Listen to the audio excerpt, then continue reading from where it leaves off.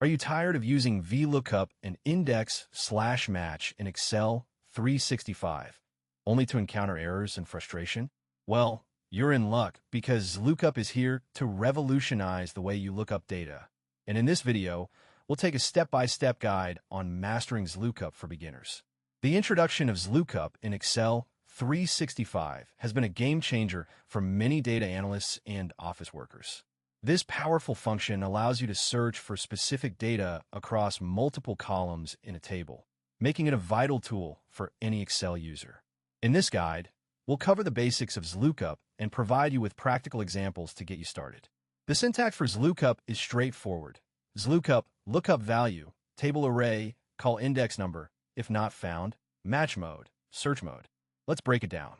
The lookup value is the value you're searching for. The table array is the range of cells containing the data, and the call index number is the